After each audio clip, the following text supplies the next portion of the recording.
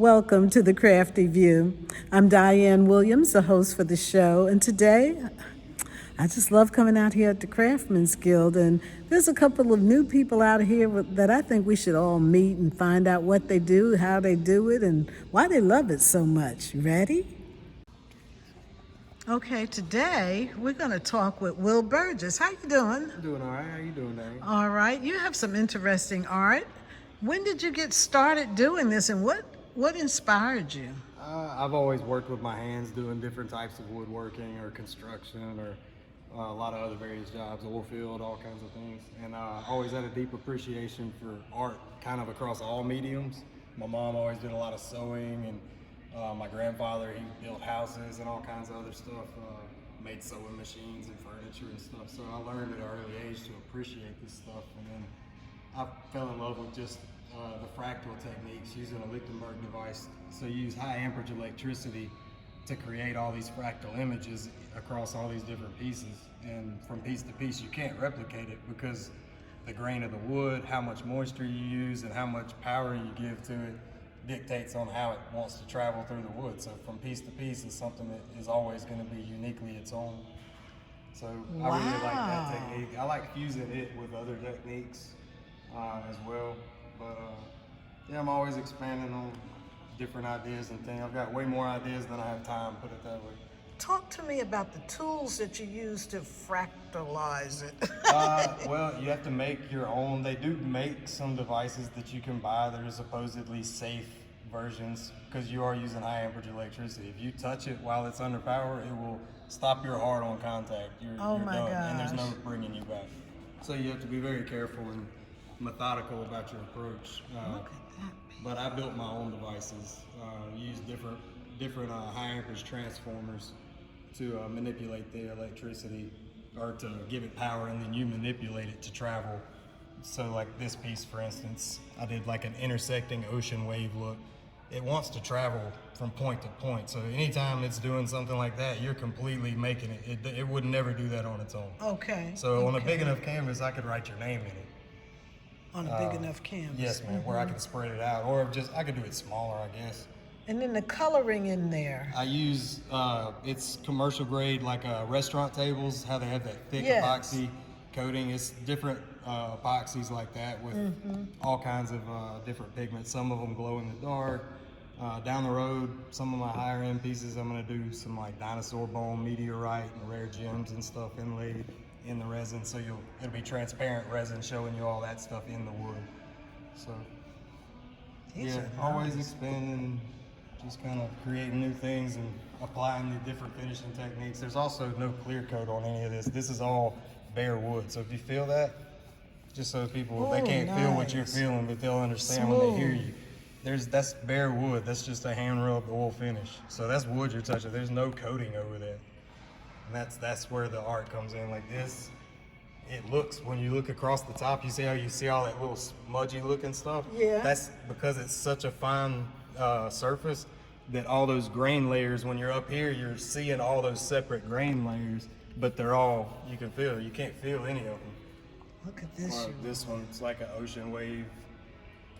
It kind of looks like water. There's the ocean wave. Look at that. Yes, ma'am. Ooh, it's just So it's slick. just seeing in the wood what, what speaks to you in the different pieces of wood. They all have their own, you see all the pearlized figure in here, all the curly grain, so it looks almost like pearl, you know? Yeah, I have to get close because Yeah, of the let me- lighting.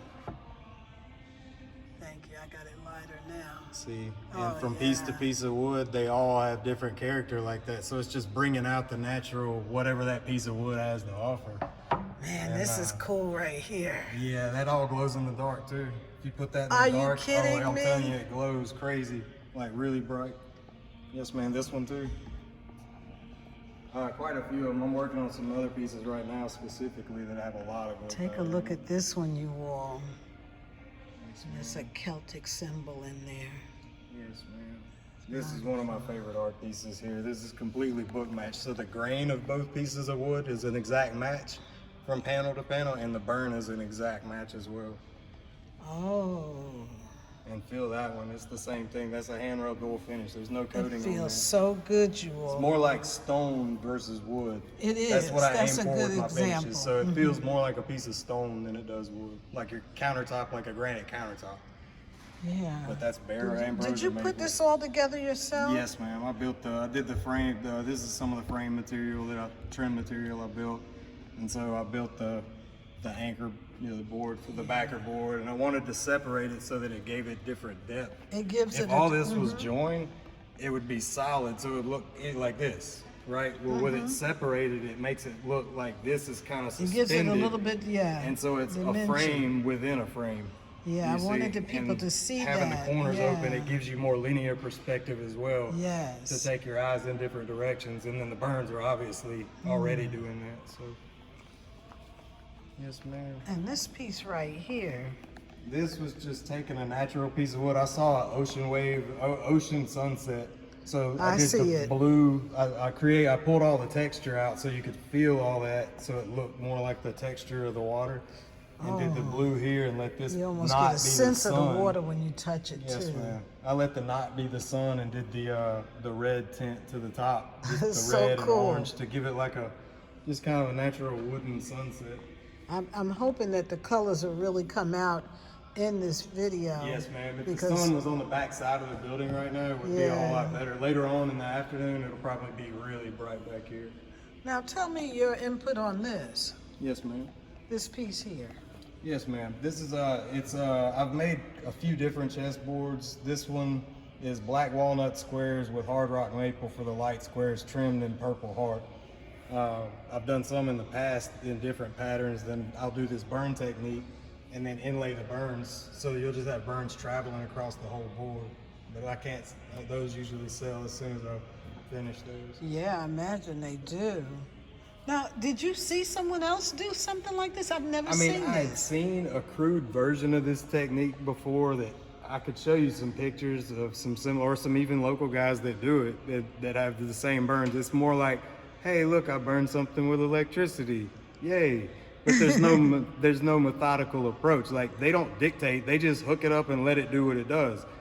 I completely manipulate it so that it goes and travels only where I want. So when I burn my brother's actual custom electric guitars that he builds to play Yeah. and sell, like Oh, high wow. dollar cut with rare woods, I burn those, and you can't let the burn go into certain areas because the guitar will be useless. If you burn into the pickups or any of the areas that are just, you have to leave them alone. You have to be mindful of that.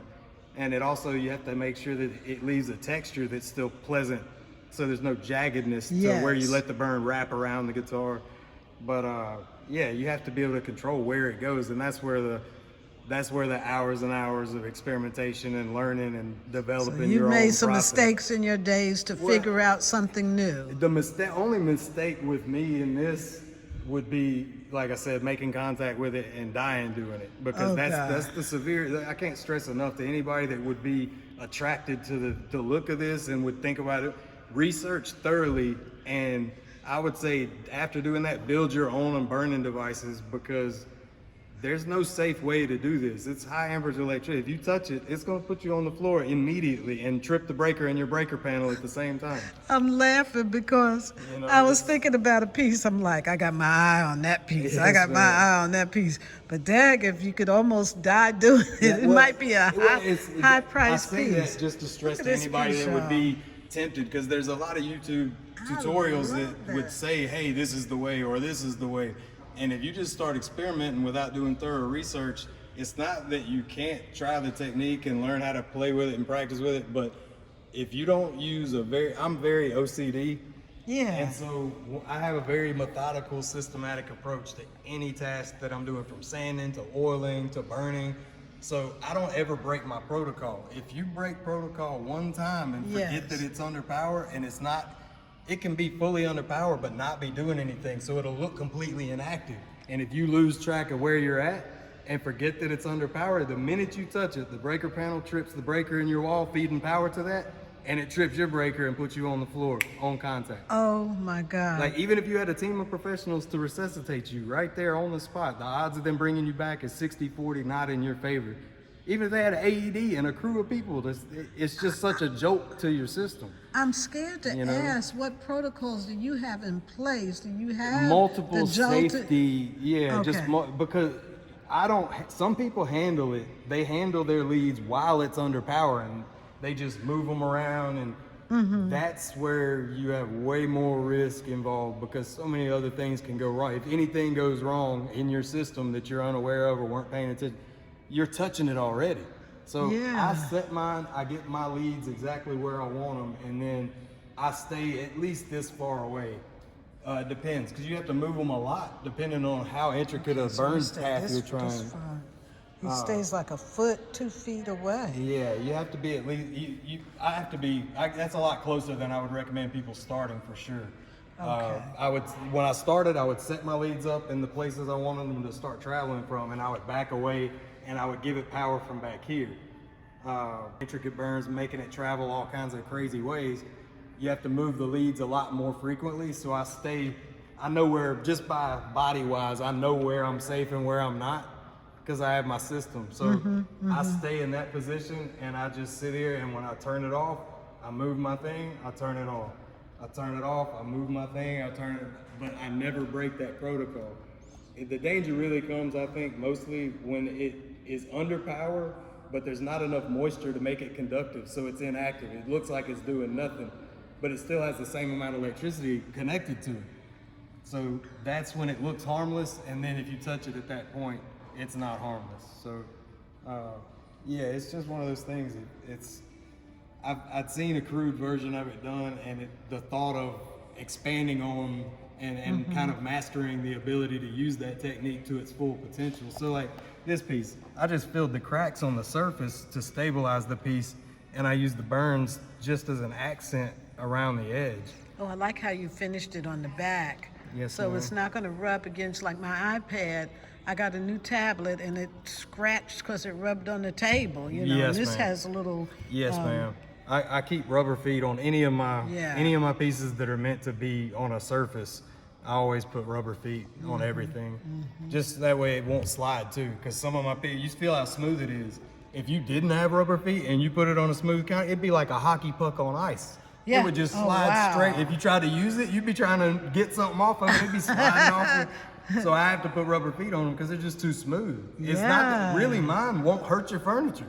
They're perfectly smooth, but they'll slide right off in a heartbeat. Yeah. So you hope your furniture has enough texture to keep. You worry about the furniture hurting them more than them hurting your furniture. Wow. But I put the rubber feet just to keep them from moving. That way they're functional. Right. And you can actually use them. These are just risers. And these are coasters, which Yes, I know ma'am. everybody would love to have some coasters. I try to make some small stuff just so Yeah. that there's other options for people, because some people are just looking for us. They like it, but they can't decide on anything larger. So Right. I'm gonna make some more crosses and stuff like that too. Yeah, I like that you're not afraid of making the larger pieces, because when you look at Yes, a ma'am. narrow piece, there's always a small wall somewhere Oh, where, yes, you ma'am. know, that's Yes, not ma'am. very wide, where you could put something like Yes, that. ma'am. And these are actually, like, even this one, Yeah. I've got them standing up just so that I have more space, but these are still rubber Look at the feet. back of that is artistic See, too. that's all that curl I was talking about in the grain. It's just the color in some of the wood is just, that's what draws me to wood, is the uniqueness of each piece. Oh, that's awesome. I like that. So this is a you left legit some serving open, board. Yeah. Yes, ma'am. Oh, really? These are all fully functional, food safe charcuterie. Any of them like that have the rubber feet, they're all meant, you can use them anyway. They're all completely food safe, all natural finishes. That's bare wood with a hand rubbed all natural oil finish. So these are all fully functional serving pieces. Like, they're not just art, like, they're fully functional. Every single one of Wow. these. The ones that are, these are obviously the wall art. Uh-huh.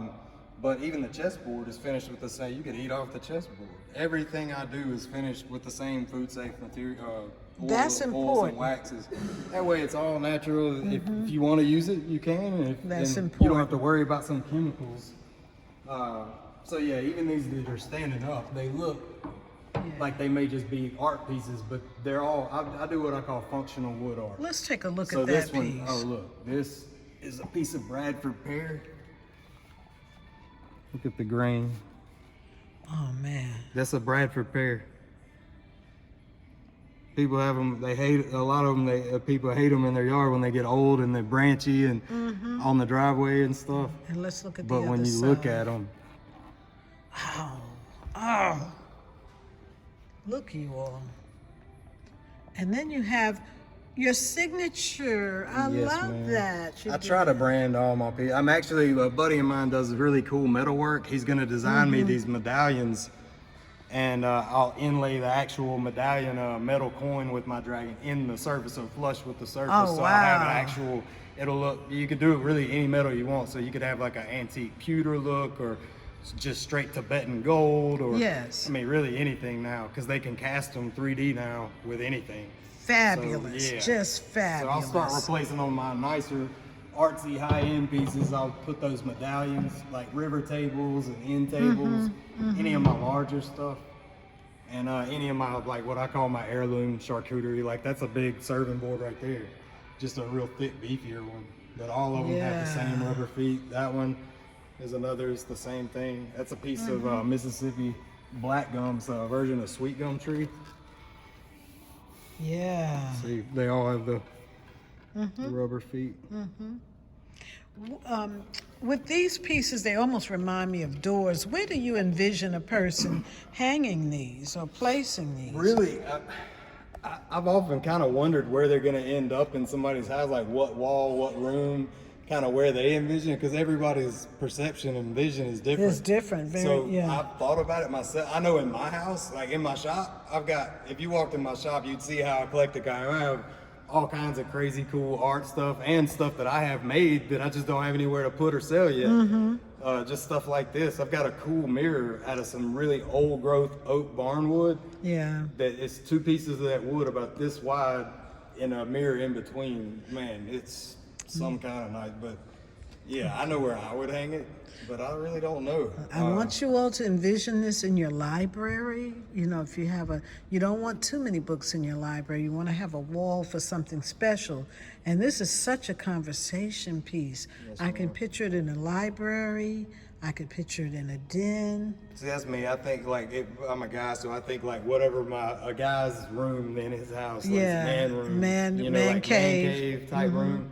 Because some guys are into golf, some guys are into NASCAR, some guys, but they all have kind of their space.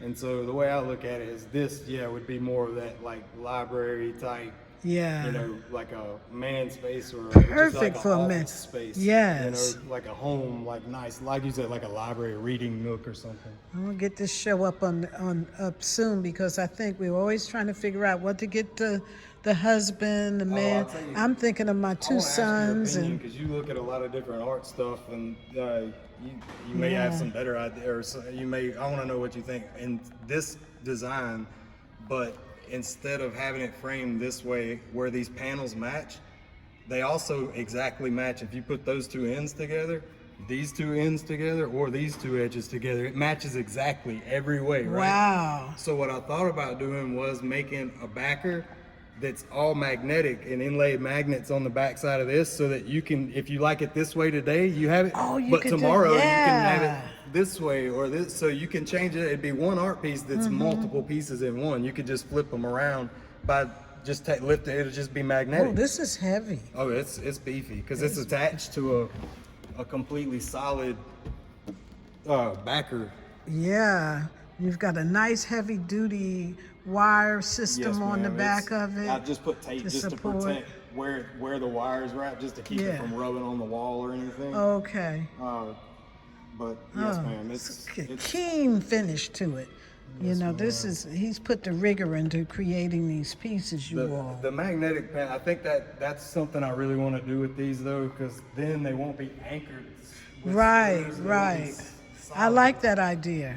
So I like again, the idea of having multiple. he's Angry Dragon Customs. Here's how you can get in touch with him, or you can contact him by contacting the Craftsmen's Guild.